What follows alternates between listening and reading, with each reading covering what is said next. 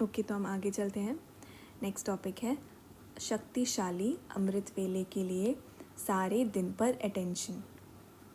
Topic का नाम है बाप को साथी बनाओ।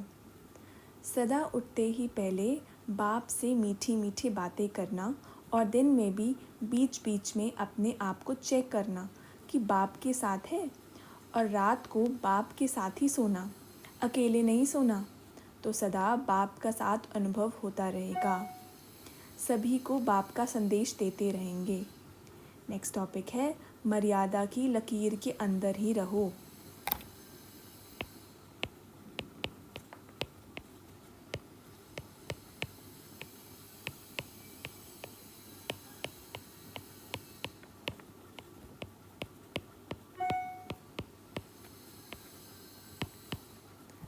टॉपिक का नाम है मर्यादा की लकीर के अंदर ही रहो।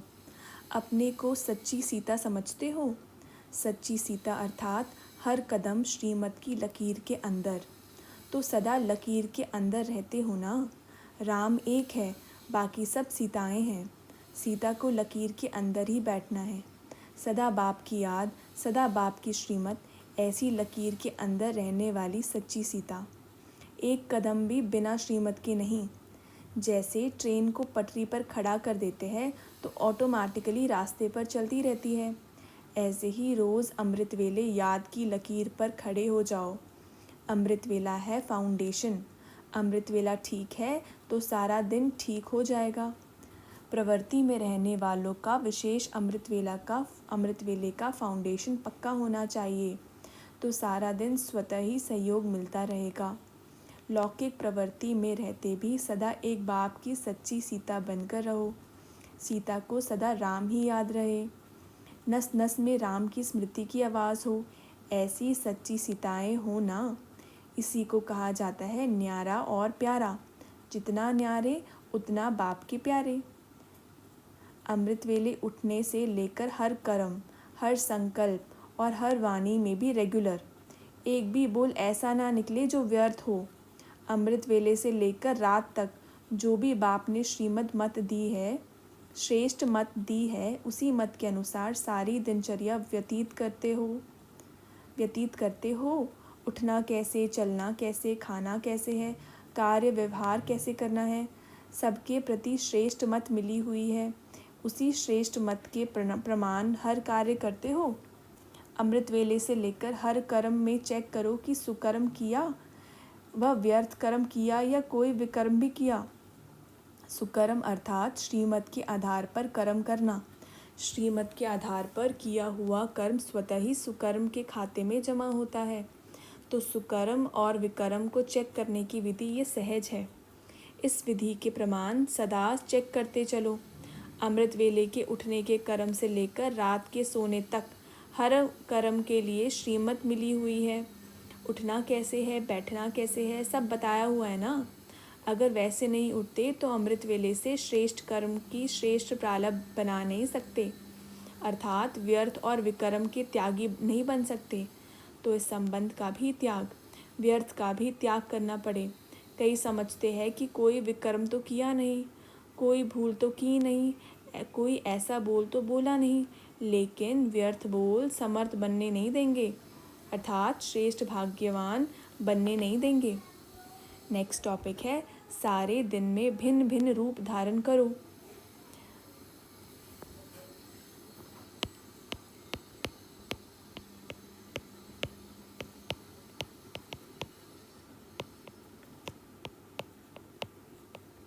भिन्न भिन्न धारण करो।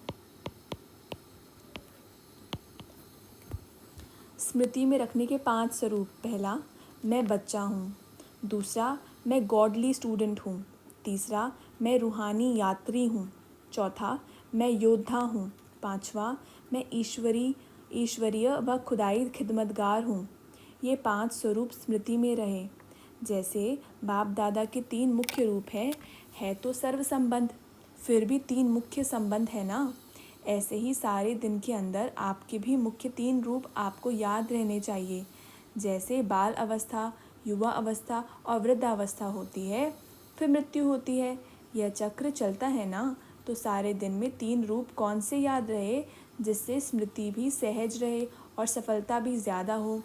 जैसे बाप के यह 3 रूप वर्णन करते हो, बाप, टीचर, सद्गुरु, वैसे ही आपके 3 रूप कौन से हैं? सवेरे सवेरे अमृत वेले जब उठते हो और याद की यात्रा में रहते हो व रूह रूहान करते हो, तो उस समय का रूप कौन सा होता है? बालक सो मालिक। जब रूह रिहान करते हो तो बालक रूप याद रहता है ना, और जब याद की यात्रा के अनुभव रूप बन जाते हो तो मालिकपन का रूप होता है। अमृत वेले होता है बालक सो मालिकपन का रूप। फिर कौन सा रूप होता है? Godly student life. फिर तीसरा रूप है सेवा का रूप। ये तीनों रूप सारे दिन में धारण करते कर्तव्य करते चलो। और रात को फिर कौन सा रूप होता है? अंत में रात को सोते समय की स्थिति होती है, अपने को चेक करने की, और साथ साथ अपने को वाणी से परे ले जाने वाली स्थिति भी होती है। उस स्थिति में स्थित हो, एक दिन को समाप्त करते हो, फिर दूसरा दिन शुरू होता है। तो वह स्थिति ऐसी होनी चाहिए जैसे नींद में इस दुनिया की कोई भी बात, कोई भी आवाज़, कोई भी आकर्षण नहीं होता है। नेक्स्ट टॉपिक है शाम के समय याद की यात्रा में रहो। शाम के समय भी 7 से 7:30 तक ये समय विशेष अच्छा होता है। जैसे अमृत वेले का सतोगुनी टाइम होता है, वैसे वह शाम का टाइम भी सतोगुनी है। सैर पर भी इसी टाइम निकलते हैं। रोज़ रात्रि को अपना पोता मेल चेक करो। नेक्स्ट टॉपिक है रोज़ रात को अपना पोता मेल चेक करो। आप लोग अमृत वेले से लेकर रात्रि तक प्रैक्टिकल मन, वाणी व कर्म तीनों का एक लेख या लेख लिखते हो। रात्रि को रोज़ अपनी प्रैक्टिकल नोंद व लेखनी को चेक करो कि वह कितनी समर्थ रही और कितनी व्यर्थ रही। नेक्स्ट चैप्टर है अमृत वेले मिलन की तैयारी।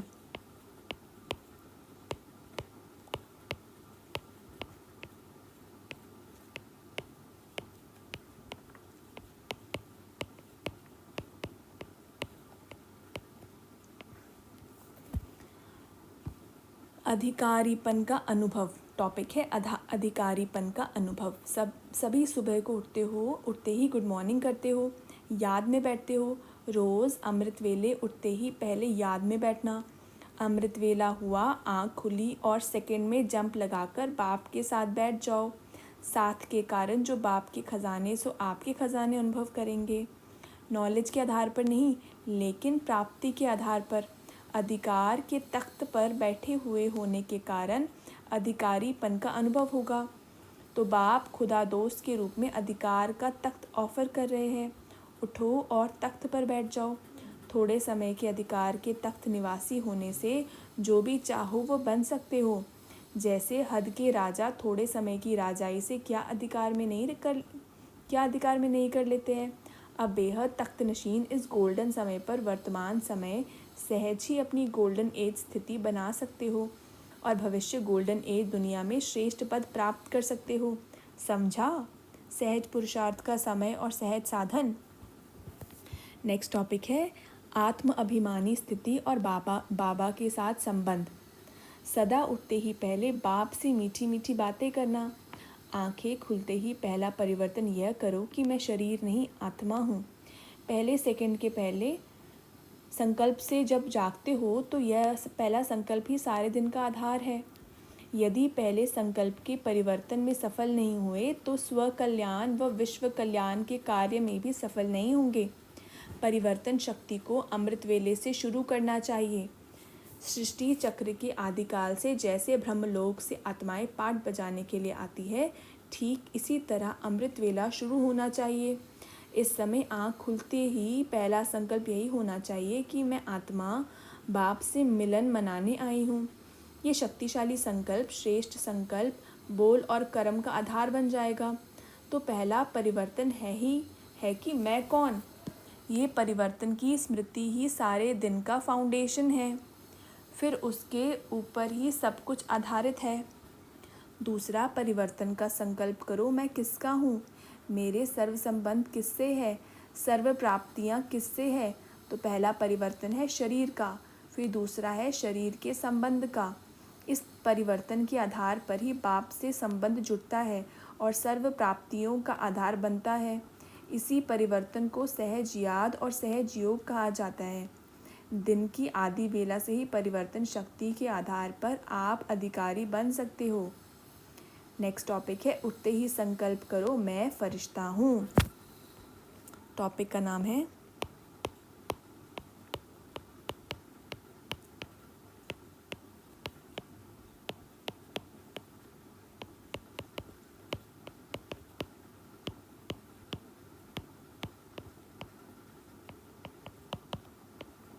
उठते ही संकल्प करो मैं फरिश्ता हूँ। अमृत वेले उठते ही स्मृति में लाओ मैं कौन फरिश्ता हूँ। संकल्प तो करते हो और चाहते भी हो, फिर भी जब अपनी रिज़ल्ट देखते हो वह लिख करके भी देते हो। तो मेजॉरिटी कहते हो कि जितना चाहते हैं उतना नहीं हुआ, 50% हुआ, 60% हुआ। डबल विदेशी या भारत वाले अगर परसेंटेज के बिना फुल पास हो गए तो ब्रह्मा बाबा पता है क्या करेगा? शाबाश देंगे, बस सिर्फ शाबाश दे देगा। और क्या करेगा? रोज़ अमृत वेले अपनी बाहों में समा लेगा। आपको महसूसता होगी क्योंकि ब्रह्मा बाबा का बच्चों के साथ बहुत प्यार है। तो अमृत वेले बाकी लोग और सारा दिन क्या मिलेगा? जैसे चित्रों में दिखाते हैं ना कि जब तूफान आया, पानी बढ़ गया तो सांप छत्रछाया बन गया। उन्होंने तो श्री कृष्ण के लिए स्थूल बात दिखा दी है, लेकिन वास्तव में यह है रूहानी बात। तो जो फरिश्ता बनेगा उनके सामने अगर कोई भी परिस्थिति आई या कोई भी विघ्न आया तो बाप स्वयं आपकी छत्रछाया बन जाएंगे। करके देखो, क्योंकि ऐसे ही बाप दादा नहीं कहते हैं। उठते ही समान भव का वरदान लो। ब्राह्मणों का पहला संकल्प कौन सा है? उस समय कौन सी स्टेज होती है? बाप समान स्थिति में स्थित हो, मिलते हो ना। आँख खोलते कौन सा संकल्प आता है? बाप के सिवाय और कोई दिखाई देता है? जब गुड मॉर्निंग करते हो तो बच्चा समझ बाप को गुड मॉर्निंग करते हो ना। तो बच्चा अर्थात मालिक, और बाप भी बच्चों को क्या रिस्पॉन्ड करते हैं? बालक सो मालिक बच्चे। बाप के भी सिरताज बच्चे। तो पहला ही संकल्प समर्थ हुआ ना। पहली मुलाकात बाप से होती है और पहले मिलन में बाप हर रोज़ समान भव का वरदान देता है, जिसमें सब वरदान समाये हुए हैं। तो जिसका आरंभ ही इतना महान हो तो उनका सारा दिन कैसा होगा? व्यर्थ हो सकता है। लेकिन ऐसी श्रेष्ठ मुलाकात सदा कौन कर सकता है, जिसका संकल्प भी बाबा और संसार भी बाबा है। ऐसे बाप के समीप बच्चों की मुलाकात समीप से होती है। नहीं तो समीप की मुलाकात नहीं, लेकिन सामने की मुलाकात होती है। सब बच्चे मुलाकात ज़रूर करते हैं, लेकिन नंबर 1 बच्चे समान रूप से समीप अर्थात साथ का अनुभव करते हैं। साथ भी इतना जैसे कि 2 नहीं लेकिन 1 है। सेकंड नंबर बाप के स्नेह को, बाप के वरदानों को, बाप के मिलन को समान स्वरूप से नहीं लेकिन समान बनने के शुभ संकल्प स्वरूप होकर चलते हैं। सम्मुख का अनुभव अर्थात बाप से सर्व प्राप्तियाँ हो रही है, ऐसी अनुभूति करते हैं। तो फर्स्ट नंबर समान बनकर मिलते, सेकंड नंबर समान बनने के संकल्प से मिलते हैं। तीसरे नंबर की तो बात ही नहीं पूछो। तीसरे नंबर वालों की लीला विचित्र होती है। अभी अभी बच्चा बन मिलेंगे और अभी अभी मांगने वाले बन जाएंगे। बहुरूपी होते हैं, कब किस रूप में मिलेंगे, कब किस रूप में, तो बच्चों में भी मिलन मनाने में नंबरवार हो जाते हैं। नेक्स्ट टॉपिक है चेहरा खुशी का हो, खुशकी का नहीं। अभी तो अमृत वेले का दृश्य भी हंसने और हंसाने वाला है। कोई निशाना लगाते लगाते थक जाते हैं, कोई डबल झूलों में झूलते हैं, कोई हठयोगी बन करके बैठते हैं, कोई तो सिर्फ नेमीनाथ ही बैठते हैं, कोई लग्न में मगन भी होते हैं। याद शब्द के अर्थ स्वरूप बनने में अभी विशेष अटेंशन दो। योगी आत्मा की झलक चेहरे से अनुभव हो। जो मन में होता है वह मस्तक पर झलक ज़रूर रहती है। ऐसे नहीं समझना मन में तो हमारा बहुत है। मन की शक्ति का दर्पण चेहरा अर्थात मुखड़ा है। कितना भी आप कहो कि हम खुशी में नाचते हैं, लेकिन चेहरा उदास देख कोई नहीं मानेगा। खोया हुआ चेहरा और पाया हुआ चेहरा, इसका अंतर तो जानते हो ना। पा लिया इसी खुशी की चमक चेहरे से दिखाई दे, खुश्क चेहरा नहीं दिखाई दे, खुशी का चेहरा दिखाई दे। नेक्स्ट टॉपिक है प्यार में लवलीन हो जाओ।